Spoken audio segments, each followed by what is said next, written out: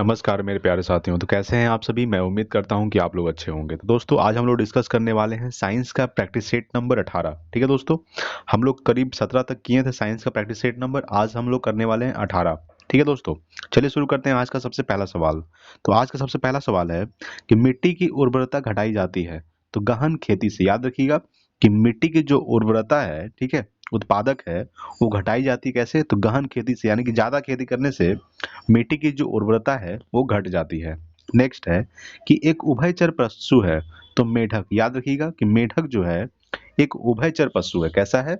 उभयचर पशु है मेढक। नेक्स्ट है कि ऊर्जा का मुख्य नवीकरणीय स्रोत है जानवरों के गोबर। याद रखिएगा कि जानवरों के जो गोबर है ये ऊर्जा का मुख्य नवीकरणीय स्रोत है। ठीक है दोस्तों, चलिए अगला सवाल देखने वाले हैं। तो देखिए अगला सवाल आपके सामने है। क्या है सवाल? है कि एलपीजी जिसका फुल फॉर्म क्या होता है? Liquid petroleum gas. क्या होता है एलपीजी का full form? Liquid petroleum gas. Cylinder का वजन कितना होता है? तो ये 14.2 किलोग्राम होता है। कितना होता है? 14.2 किलोग्राम होता है एलपीजी सिलेंडर का वजन। एलपीजी का फुल फॉर्म क्या होता है? Liquid petroleum gas. अच्छा, एलपीजी में गंध के लिए क्या मिलाया जाता है? तो एलपीजी में गंध के लिए मिथाइल मार्केप्टन मिलाया जाता है। क्या मिलाया जाता है? Ethyl mercaptan. ठीक है दोस्तों, याद रखिएगा। और एलपीजी में क्या पाया जाता है? तो ब्यूटेन और प्रोपेन। ठीक है, ब्यूटेन और प्रोपेन पाया जाता है एलपीजी में, ये भी आपको ध्यान रखना है। नेक्स्ट है कि चिली सॉल्ट पीटर का रासायनिक सूत्र क्या है? तो चिली सॉल्ट पीटर का रासायनिक सूत्र है NaNO3। क्या है? NaNO3 जो है ये चिली सॉल्ट पीटर का रासायनिक सूत्र है। ठीक है दोस्तों, चलिए नेक्स्ट देखते हैं अगला सवाल। तो देखिए अगला सवाल आपके सामने है। सवाल है कि क्वथनांक बढ़ता है तो दाब बढ़ाने से। याद रखिएगा कि दाब बढ़ाने से जो है ये क्वथनांक क्या होता है? बढ़ता है। नेक्स्ट है कि किस बीमारी में मस्तिष्क में सूजन हो जाती है? तो मेनजाइटिस। याद रखिएगा कि मेनजाइटिस जो बीमारी में मस्तिष्क में क्या होता है? सूजन हो जाता है। क्या हो जाता है? सूजन। कौन सी बीमारी?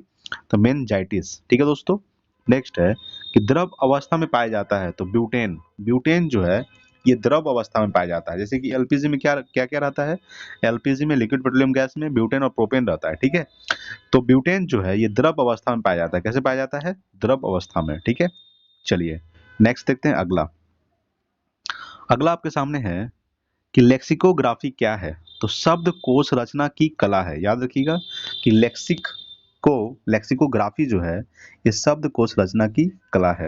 नेक्स्ट है कि सौर मंडल का सबसे गर्म ग्रह कौन सा है? तो शुक्र। याद रखिएगा कि सौर मंडल का सबसे गर्म ग्रह क्या है? शुक्र जो है सबसे सौर मंडल का सबसे गर्म ग्रह है। और बुध और शुक्र का, या शुक्र तो है ही, और बुध का, ठीक है, बुध और शुक्र का कोई भी उपग्रह नहीं है। ठीक है, जैसे कि मंगल के कितने उपग्रह है? तो मंगल का 2 उपग्रह है। कौन कौन सा है? तो फोबोस और डिमोस। और डिमोस जो है ये उपग्रहों में, डिमोस जो है ये उपग्रहों में सबसे छोटा उपग्रह है। सबसे बड़ा उपग्रह कौन सा है? गैनीमेड। सबसे छोटा कौन सा है? डिमोस। सबसे बड़ा कौन सा है? बृहस्पति ग्रह में। और सबसे छोटा कौन सा है? बुध। बुध और शुक्र और बुध का कोई भी उपग्रह नहीं है। ठीक है, बुध सबसे छोटा है। और मंगल ग्रह को लाल ग्रह कहा जाता है। याद रखिएगा कि मंगल ग्रह को लाल ग्रह कहा जाता है और पृथ्वी को नीला ग्रह कहा जाता है। ठीक है, पृथ्वी का एक उपग्रह कौन सा है? चंद्रमा। ठीक है, और वरुण को ठंडा ग्रह कहा जाता है। ठीक है दोस्तों, ये आपको ध्यान रखना है। तो सौर मंडल का सबसे गर्म ग्रह कौन सा है? ये है शुक्र। नेक्स्ट है कि यूरिया का रासायनिक सूत्र क्या होता है? तो यूरिया का रासायनिक सूत्र होता है NH2CO NH2। क्या होता है दोस्तों? NH2CO NH2 ये यूरिया का रासायनिक सूत्र होता है। ठीक है, चलिए अगला सवाल देखते हैं। अगला सवाल आपके सामने है। सवाल है कि न्यूटन की गति के प्रथम नियम से परिभाषा मिलती है तो बल की। याद रखिएगा कि न्यूटन की गति के प्रथम नियम से परिभाषा मिलती है, बल की परिभाषा मिलती है। नेक्स्ट है कि लक्स इकाई है तो प्रदीप्ति के स्तर का। याद रखिएगा कि लक्स इकाई है प्रदीप्ति के स्तर का। ठीक है दोस्तों, चलिए नेक्स्ट देखते हैं अगला सवाल।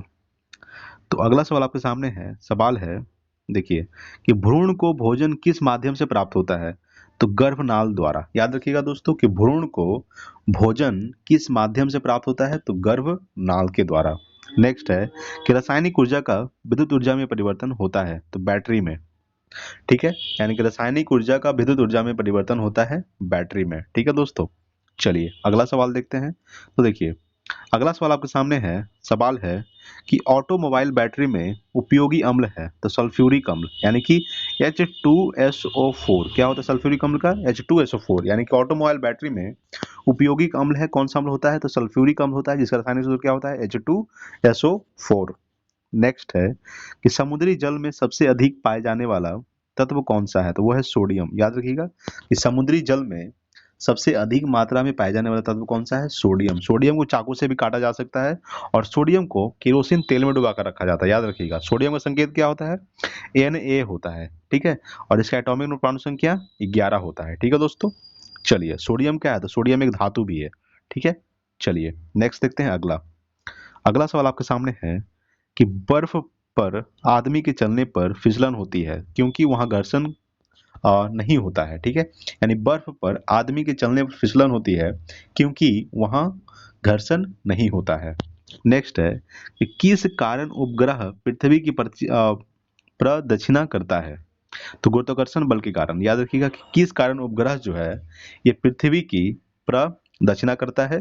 तो गुरुत्वाकर्षण बल के कारण। नेक्स्ट है कि तरंग दैर्घ्य सामान्यता मापा जाता है तो मीटर में, ठीक है दोस्तों। यानी कि तरंग दैर्घ्य जो है सामान्यता मापा जाता है मीटर में मापा जाता है। नेक्स्ट देखते हैं अगला सवाल। तो अगला सवाल आपके सामने है कि एलपीजी में मुख्यतः समावेश होता है तो प्रोपेन और ब्यूटेन का हम आपको बताए थे कि एलपीजी में क्या क्या होता है समावेश? प्रोपेन और ब्यूटेन। और ब्यूटेन जो है ये द्रव अवस्था में रहता है, ठीक है।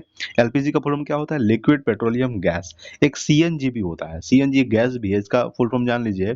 Compressed natural gas. क्या होता है? Compressed natural gas.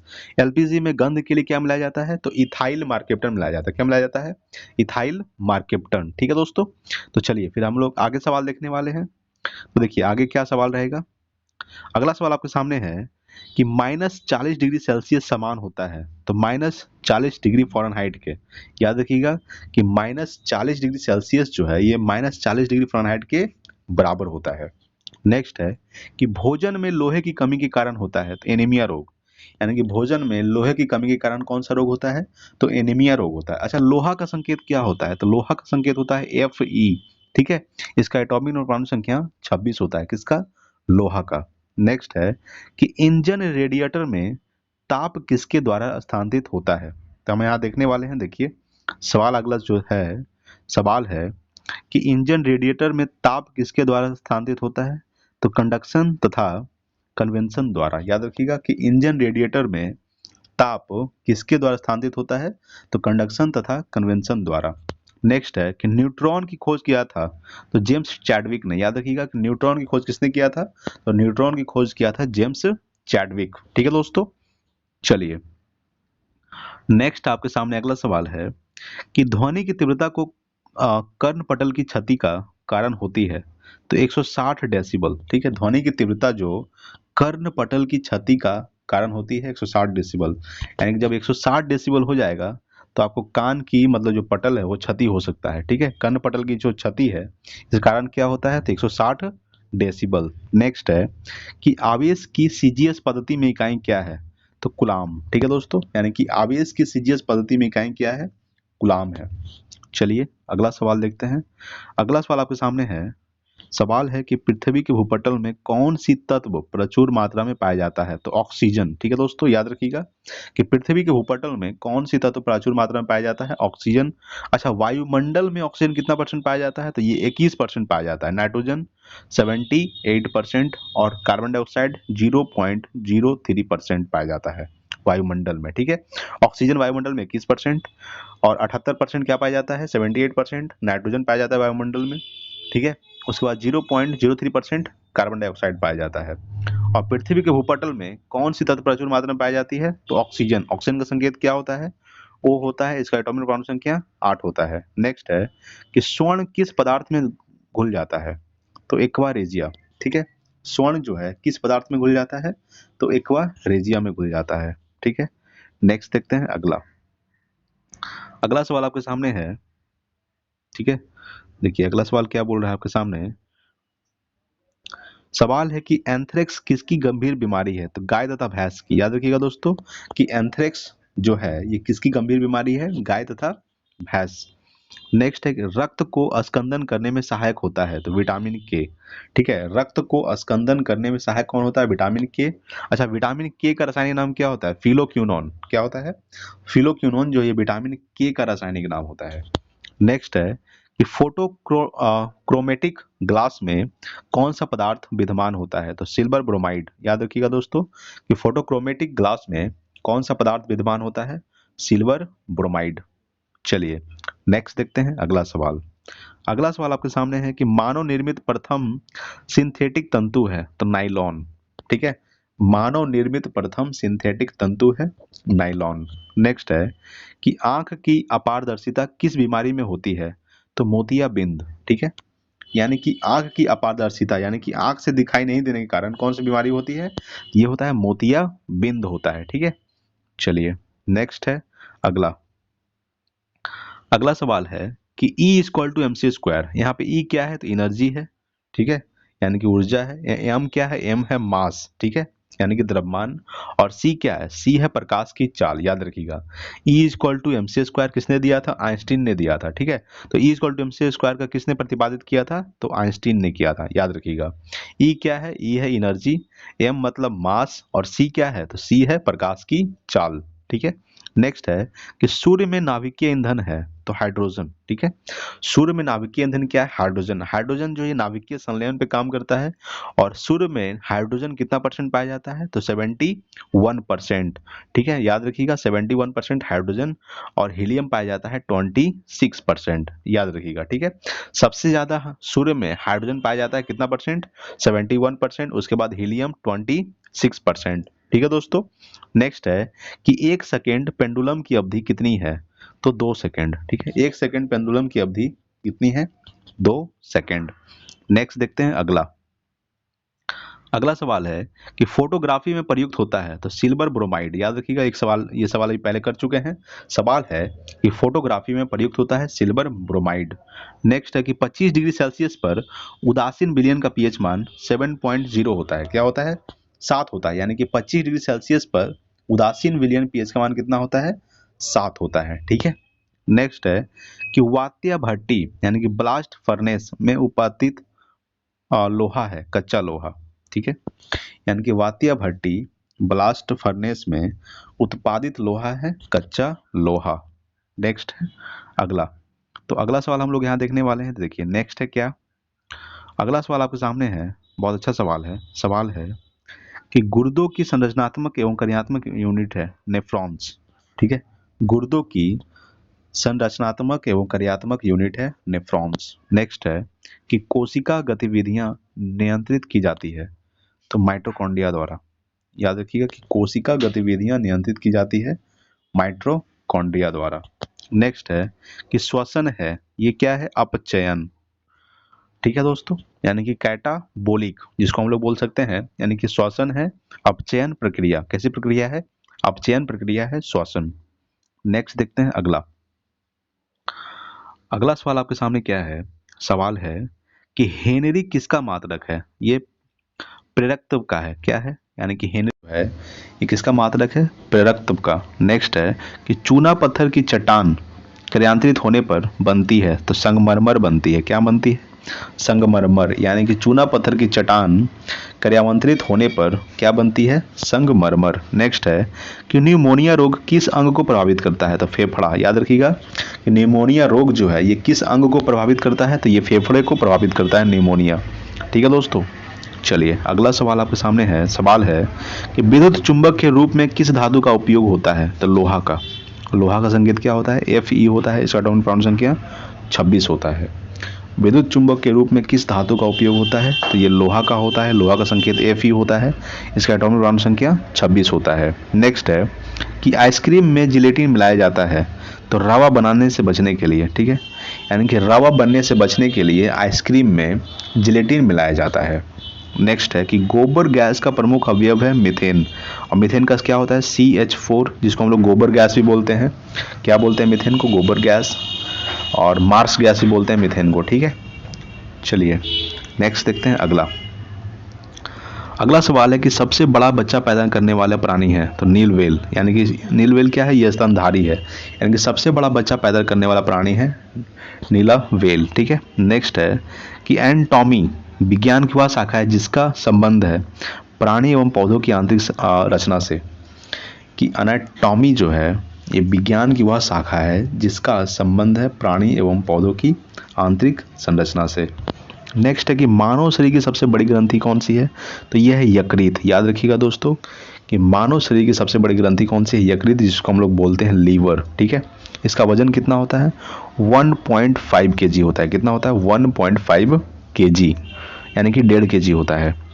नेक्स्ट है अगला सवाल कि कांसा मिश्र धातु है, तो तांबा और टीन का। ठीक है। तांबा का संकेत क्या होता है, Cu होता है। ठीक है, याद रखिएगा। उसके बाद कांसा मिश्र धातु किसका है, तो तांबा और टीन का मिश्र धातु है कांसा। नेक्स्ट है कि 1 इंच बराबर होता है, तो 2.54 सेंटीमीटर। ठीक है, यानी कि 1 इंच कितने सेंटीमीटर के बराबर होता है, तो 2.54 सेंटीमीटर के बराबर होता है। नेक्स्ट है कि चंद्रमा पर उतरने वाला पहला व्यक्ति कौन था, तो नील आर्मस्ट्रॉन्ग। याद रखिएगा कि चंद्रमा पर उतरने वाला प्रथम व्यक्ति कौन था, नील आर्मस्ट्रॉन्ग। नेक्स्ट है अगला सवाल कि सर्वग्राही रक्त समूह कौन सा है, तो ए बी। ये बी जो है ये सर्वग्राही है, और ओ क्या है, सर्वदाता है। क्या है, ओ सर्वदाता है, ए बी सर्वग्राही है। याद रखिएगा। ठीक है। उसके बाद 4 ग्रुप होता है, ए बी, ओ और बी और ए होता है। ठीक है दोस्तों, तो ए बी क्या होता है, सर्वग्राही होता है, और ओ जो ग्रुप वाले जो होते हैं वो सर्वदाता होते हैं। नेक्स्ट है कि वर्णदता का दूसरा नाम है डाल्टन प्रभाव। याद रखिएगा कि वर्णदता का दूसरा नाम क्या है, डाल्टन प्रभाव। नेक्स्ट देखते हैं अगला सवाल। अगला सवाल है कि रतौंधी किसके कारण होता है, तो विटामिन ए की कमी के कारण। याद रखिएगा कि विटामिन ए की कमी के कारण क्या होता है, रतौंधी। और विटामिन ए का रासायनिक नाम क्या होता है, तो रेटिनॉल होता है। याद रखिएगा कि रेटिनॉल विटामिन ए का रासायनिक नाम होता है, और विटामिन ए की कमी से कौन सा रोग होता है, रतौंधी। ठीक है। विटामिन ए का सबसे सर्वोत्तम स्रोत क्या है, गाजर। ठीक है। अच्छा, विटामिन का खोज किसने किया था, तो ये फंक ने किया था। नेक्स्ट है कि कोलेस्ट्रॉल किससे संबंधित है, तो वसा से। याद रखिएगा कि कोलेस्ट्रॉल किससे संबंधित है, ये वसा से संबंधित है कोलेस्ट्रॉल। नेक्स्ट देखते हैं अगला सवाल। अगला सवाल आपके सामने है कि कोशिकाओं में तत्कालीन ऊर्जा उत्पादन के लिए लिया जाता है, तो ग्लूकोज। ठीक है दोस्तों, यानी कि कोशिकाओं में तत्कालीन ऊर्जा उत्पादन के लिए लिया जाता है ग्लूकोज लिया जाता है। चलिए अगला सवाल फिर से देखने वाले हम लोग। तो देखिए अगला सवाल आपके सामने है कि उच्च रक्तदाब का अर्थ होता है, तो सामान्य की अपेक्षा अधिक तेजी से रक्त का बहना। ठीक है, यानी कि उच्च रक्तदाब का अर्थ क्या होता है, यानी कि सामान्य की अपेक्षा अधिक तेजी से रक्त का बहना ही उच्च रक्तदाब का अर्थ होता है। नेक्स्ट है कि यदि लोलक की लंबाई दुगनी कर दी जाए तो उसका आवर्तकाल क्या होगा, √2 गुना हो जाएगा। ठीक है, याद रखिएगा कि यदि लोलक की लंबाई दुगनी कर दी जाए तो उसका आवर्तकाल क्या होगा, तो √2 गुना हो जाएगा। ठीक है दोस्तों। चलिए अगला आपके सामने सवाल है कि जिसके नीचे पदार्थ ठंडा नहीं हो सकता वह संभावित न्यूनतम तापमान है, तो -273.15 डिग्री सेल्सियस। ठीक है दोस्तों, यानी कि जिसके नीचे पदार्थ ठंडा नहीं हो सकता वह संभावित न्यूनतम तापमान कितना है, -273.15 डिग्री सेल्सियस। नेक्स्ट है कि किस अम्ल से दूध में खट्टापन पैदा होता है, तो लैक्टिक एसिड, यानी कि लैक्टिक अम्ल। किस अम्ल से, तो लैक्टिक एसिड से दूध में खट्टापन पैदा होता है। ठीक है। चलिए अगला सवाल आपके सामने है। सवाल है कि रक्त ग्रुप को कितने वर्गों में बांटा गया है, तो 4 वर्गों में। कौन कौन सा, ए बी और ओ। ठीक है, कौन कौन सा है, ए बी और ओ, यानी कि रक्त ग्रुप को कितने वर्गों में बांटा गया है, 4 वर्गों में बांटा गया है। नेक्स्ट है कि ब्रह्मांड में प्रचुर मात्रा में पाए जाने वाला तत्व है हाइड्रोजन। ठीक है दोस्तों, याद रखिएगा कि ब्रह्मांड में सबसे ज़्यादा पाया जाता है हाइड्रोजन। कितना परसेंट, 71%। ठीक है, उसके बाद हीलियम पाया जाता है कितना परसेंट, 26%। ठीक है, याद रखिएगा, और बाकी अन्य गैस पाई जाती है। नेक्स्ट है कि विटामिन ई का रासायनिक नाम क्या है, तो टेकोफिरॉल है। क्या है दोस्तों, विटामिन ई का रासायनिक नाम क्या है, टोकोफिरॉल। और विटामिन ई की कमी से कौन सा रोग होता है, तो बांझपन होता है। ठीक है, और विटामिन ई का रासायनिक नाम क्या होता है, तो ये टोकोफिरॉल होता है। चलिए अगला सवाल देखते हैं। अगला सवाल आपके सामने है कि त्वरण की इकाई है, तो मीटर प्रति सेकंड स्क्वायर, ऐसे लिख सकते हैं मीटर प्रति सेकंड स्क्वायर। ठीक है, यानी कि क्या है, ये त्वरण की इकाई है। त्वरण का संकेत क्या होता है, ए होता है, जिसको हम लोग एक्सेलरेशन भी बोलते हैं इंग्लिश में त्वरण को। ठीक है, नेक्स्ट है कि सिग्मो मैनोमीटर मापता है रक्तचाप को। याद रखिएगा कि सिग्मो मैनोमीटर जो है ये रक्तचाप को मापता है। नेक्स्ट है कि किलोवाट घंटा किसकी इकाई है, तो ये है ऊर्जा की। ठीक है दोस्तों, याद रखिएगा कि किलोवाट घंटा जो है ये किसकी इकाई है, तो ये ऊर्जा की इकाई है, किलोवाट घंटा। नेक्स्ट देखते हैं अगला सवाल। अगला सवाल है कि सल्फ्यूरिक अम्ल का रासायनिक सूत्र H2SO4 क्या होता है। H2SO4 सल्फ्यूरिक अम्ल का रासायनिक सूत्र होता है। नेक्स्ट है कि अधिकांशतः जीरोफाइट मरुस्थलों में रहते हैं। कहाँ रहते हैं, यानी कि अधिकांशतः जो जीरोफाइट है ये कहाँ रहते हैं, यहाँ डॉट डॉट है तो यहाँ पे क्या भराएगा, ये मरुस्थल भराएगा, यानी कि अधिकांशतः जीरोफाइट मरुस्थल में रहते हैं। नेक्स्ट है कि मानव शरीर में वेंट्रिकल पाए जाते हैं हृदय में। ठीक है, यानी कि मानव शरीर में वेंट्रिकल जो है ये कहाँ पाए जाते हैं, ये हृदय में पाया जाता है। ठीक है दोस्तों, चलिए अगला सवाल आपके सामने है कि पोर्टलैंड सीमेंट का मुख्य तत्व है चूना, सिलिका, एल्यूमिना तथा मैग्नीशिया। क्या है दोस्तों, पोर्टलैंड सीमेंट का मुख्य तत्व चूना, सिलिका, एल्यूमिना तथा मैग्नीशिया।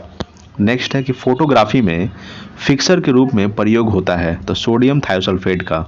ठीक है, यानी कि फोटोग्राफी में फिक्सर के रूप में प्रयोग होता है सोडियम थायोसल्फेट का। नेक्स्ट है कि विद्युत रूप से परमाणु होता है उदासीन। यहाँ पे दासीन नहीं होगा, यहाँ पे क्या होगा, उदासीन। ठीक है, याद रखिएगा कि विद्युत रूप से परमाणु होता है उदासीन होता है। नेक्स्ट है अगला सवाल है कि सबसे चमकने वाला ग्रह कौन सा है। शुक्र जो है ये सबसे चमकने वाला ग्रह है, और बुध क्या है, तो बुध सबसे छोटा ग्रह है। ठीक है, और मंगल कैसा है, तो मंगल एक मंगल को हम लोग क्या बोलते हैं, मंगल को लाल ग्रह बोलते हैं। और पृथ्वी को क्या बोलते हैं, पृथ्वी को हम लोग नीला ग्रह कहते हैं। वरुण को ठंडा ग्रह कहा जाता है। क्या कहा जाता है, वरुण को ठंडा ग्रह कहा जाता है, याद रखिएगा। ठीक है, नेक्स्ट है कि पीतल यहाँ पे होगा, क्या होगा दोस्तों, पीतल किसका मिश्रण है, तो जस्ता और तांबा का है। जस्ता यानी कि जिंक Zn, और तांबा यानी कि Cu कॉपर। ठीक है दोस्तों, यानी कि पीतल किसका मिश्र धातु है, जस्ता और तांबा का। चलिए अगला सवाल देखते हैं। तो देखिए दोस्तों अगला सवाल क्या बोल रहा है आपके सामने, सवाल बहुत अच्छा खासा होगा। सवाल है कि टांका, जिसको लोग शोल्डर बोलते हैं, किसका मिश्रण है, तो ये सीसा और टीन का है। ठीक है दोस्तों, सीसा यानी कि हम लोग पीबी बोलते हैं, सीसा का संकेत क्या होता है, पीबी। ठीक है, यानी कि टांका शोल्डर किसका मिश्रण है, तो सीसा और टीन का है। नेक्स्ट है कि सोडा वाटर बनाने के लिए प्रयोग की जाती है, तो CO2 गैस का, यानी कार्बन डाइऑक्साइड गैस का, यानी कि सोडा वाटर बनाने के लिए कार्बन डाइऑक्साइड गैस का प्रयोग किया जाता है। नेक्स्ट है कि विद्युत ऊर्जा को यांत्रिक ऊर्जा में बदलता है विद्युत मोटर। ठीक है दोस्तों, यानी कि विद्युत ऊर्जा को यांत्रिक ऊर्जा में कौन बदलता है, विद्युत मोटर जो है ये विद्युत ऊर्जा को यांत्रिक ऊर्जा में बदलता है। नेक्स्ट देखते हैं अगला सवाल आपके सामने है कि दो समानांतर दर्पणों के बीच रखे वस्तु का प्रतिबिंब बनता है अनंत। ठीक है, यानी कि दो समानांतर दर्पणों के बीच रखे वस्तु का प्रतिबिंब बनता है अनंत। नेक्स्ट है कि एस्टिग्मेटिज्म, ठीक है, एस्टिग्मेटिज्म एक बीमारी है, किसका है, तो ये आंखों की बीमारी है। ठीक है दोस्तों, एस्टिग्मेटिज्म एक बीमारी है, ये कहाँ की है, तो ये आंखों की बीमारी है। चलिए अगला सवाल देखते हैं। तो देखिए अगला सवाल आपके सामने है, सवाल है कि मनुष्य के शरीर में कितना रुधिर होता है, तो ये 5 से 6 लीटर होता है। रुधिर का मतलब क्या होता है, रक्त, जिसको हम लोग इंग्लिश में ब्लड बोलते हैं। तो मानो मनुष्य के शरीर में कितना रक्त होता है, तो 5 से 6 लीटर। नेक्स्ट है कि विद्युत धारा का चुंबकीय प्रभाव सर्वप्रथम अवलोकित किया था, तो फैराडे द्वारा। किसके द्वारा किया गया था, तो फैराडे द्वारा विद्युत धारा का चुंबकीय प्रभाव सर्वप्रथम अवलोकित किया गया। नेक्स्ट है कि न्यूरॉन इकाई है तंत्रिका ऊतक का। ठीक है दोस्तों, यानी कि न्यूरॉन इकाई है तंत्रिका ऊतक का, न्यूरॉन एक इकाई है। चलिए अगला सवाल देखते हैं। तो अगला सवाल आपके सामने है कि मानव आंख के रेटिना पर बना प्रतिबिंब होता है, तो वास्तविक एवं उल्टा होता है। ठीक है दोस्तों, याद रखिएगा कि मानव आंख के रेटिना पर बना प्रतिबिंब होता है वास्तविक एवं उल्टा। नेक्स्ट है कि एल्युमिनियम धातु का अयस्क है बॉक्साइट। ठीक है, एल्युमिनियम का संकेत क्या होता है, Al होता है, इसका एटॉमिक परमाणु संख्या 13 होता है। ठीक है, तो एल्युमिनियम धातु का अयस्क है बॉक्साइट।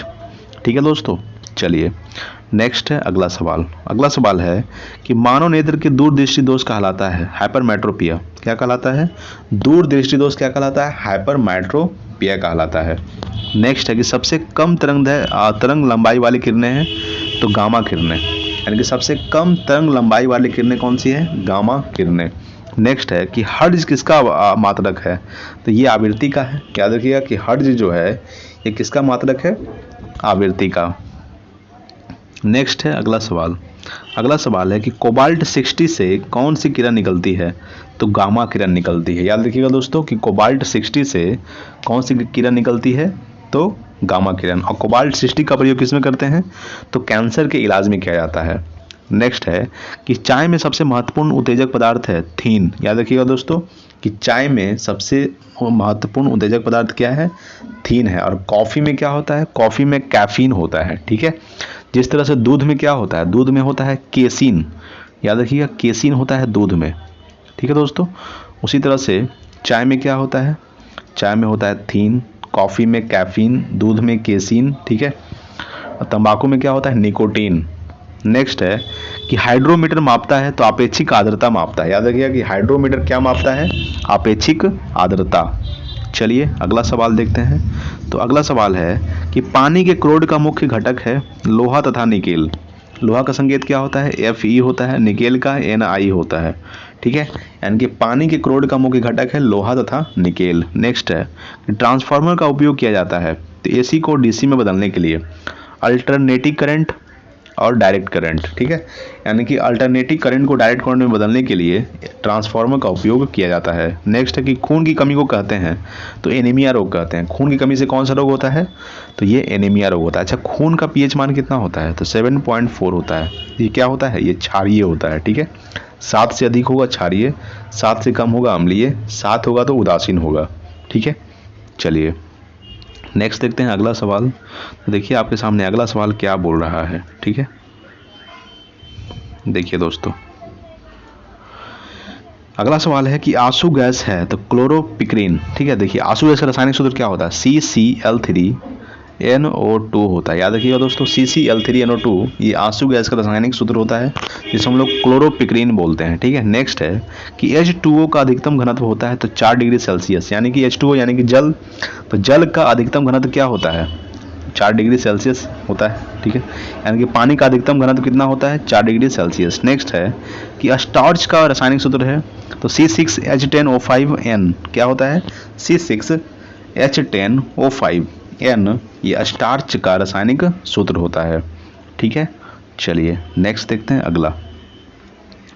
तो अगला सवाल आपके सामने है कि एक पिंड का पृथ्वी की सतह से पलायन वेग है 11.2 मील पर घंटा। क्या होता है? 11.2 मील पर घंटा एक पिंड की पृथ्वी के सतह से पलायन वेग होता है। नेक्स्ट है कि हीरा का अपवर्तनांक 2.42। याद रखिएगा हीरा का अपवर्तनांक क्या होता है? 2.42। पानी का कितना होता है? 1.33। ठीक है, सबसे ज़्यादा अपवर्तनांक किसका होता है?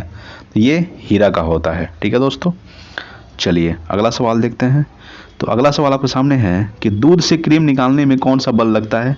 ये लगता है अपकेंद्रीय बल। ठीक है दोस्तों, याद रखिएगा कि दूध से क्रीम निकालने में कौन सा बल लगता है? तो अपकेंद्रीय बल लगता है। नेक्स्ट है कि पानी से बर्फ बनना परिवर्तन है तो भौतिक परिवर्तन। ठीक है, पानी से बर्फ बनना कौन सा परिवर्तन है? ये भौतिक परिवर्तन है, क्योंकि फिर बर्फ पिघल के पानी ही बन जाएगा। ठीक है, चलिए नेक्स्ट है अगला सवाल कि बर्फ जमने में जिलेटिन मिलाया जाता है तो क्रिस्टलीकरण के लिए। ठीक है, यानी क्रिस्टलीकरण के लिए बर्फ जमने में जिलेटिन मिलाया जाता है। नेक्स्ट है कि फैराडे का नियम संबंधित है तो विद्युत अपघटन से। ठीक है दोस्तों, यानी कि फैराडे का जो नियम है ये संबंधित है किससे? विद्युत अपघटन से। नेक्स्ट है कि अल्ट्रासोनिक वेग का मात्रक है मैक। क्या है दोस्तों? यानी कि अल्ट्रासोनिक वेग का मात्रक क्या है? मैक जो है ये अल्ट्रासोनिक वेग का मात्रक है। चलिए अगला सवाल देखते हैं। अगला सवाल है कि वनस्पति में जीव होते हैं कहा जाता है जेसी बोस ने। यानी कि वनस्पति में जीव होते हैं ये किसने कहा था? तो ये जेसी बोस ने कहा था कि वनस्पति में जीव होते हैं। ठीक है, नेक्स्ट है कि रक्त को कौन शुद्ध करता है? तो किडनी। याद रखिएगा दोस्तों किडनी KIDNEY। ठीक है, किडनी जो है ये रक्त को यानी कि खून को क्या करता है? शुद्ध करता है, फ्रेश करता है। ठीक है, चलिए नेक्स्ट है अगला सवाल कि दूध के ऑक्साइड प्रायः होता है क्षारीय होता है, ठीक है, यानी कि सॉरी दूध कहते हैं धातु की ऑक्साइड प्रायः क्या होता है, ये क्षारीय होता है, ठीक है दोस्तों। नेक्स्ट है कि सल्फर अणु को दर्शाया जाता है S8 द्वारा, ठीक है, सल्फर अणु को दर्शाया जाता है S8 द्वारा। नेक्स्ट है कि मवेशियों में खुर रोग होता है तो विषाणुओं द्वारा, ठीक है दोस्तों, याद रखिएगा कि मवेशियों में खुर रोग होता है विषाणुओं के द्वारा। अगला सवाल आपके सामने है, सवाल है कि जल की बूंदें गोल होती है तो पृष्ठ तनाव के कारण, याद रखिएगा दोस्तों कि जल की बूंदें गोल होती है पृष्ठ तनाव के कारण। नेक्स्ट है कि रसायन का राजा कहा जाता है H2SO4 को, यानी कि सल्फ्यूरिक अम्ल को रसायन का राजा कहा जाता है। चलिए अगला सवाल देखते हैं। अगला सवाल है कि प्याज परिवर्तित रूप है तना का, ठीक है, यानी प्याज जो है ये तना का परिवर्तित रूप है। नेक्स्ट है कि सूर्य के परितः अपनी कक्षा में हैली के धूमकेतु का पथ होता है दीर्घवृत्तीय होता है, ठीक है दोस्तों, सूर्य के परितः अपनी कक्षा में हैली के धूमकेतु का पथ होता है दीर्घवृत्तीय। नेक्स्ट देखते हैं अगला, ये है मेरा लास्ट सवाल है कि कोलेस्ट्रॉल किससे संबंधित है, तो ये वसा से संबंधित है, ठीक है दोस्तों, याद रखिएगा कि कोलेस्ट्रॉल जो है ये वसा से संबंधित है, ठीक है दोस्तों। तो हमने आज साइंस का प्रैक्टिस सेट नंबर कितना कर लिया, हम लोग 18 कंप्लीट कर चुके हैं, कल करेंगे हम लोग 19, ठीक है दोस्तों। अगर वीडियो पसंद आए तो प्लीज़ लाइक कीजिएगा, शेयर कीजिए अपने दोस्तों के पास, और आज के लिए इतना ही, मिलते हैं अगले वीडियो में, तो अगले जय हिंद, वंदे मातरम।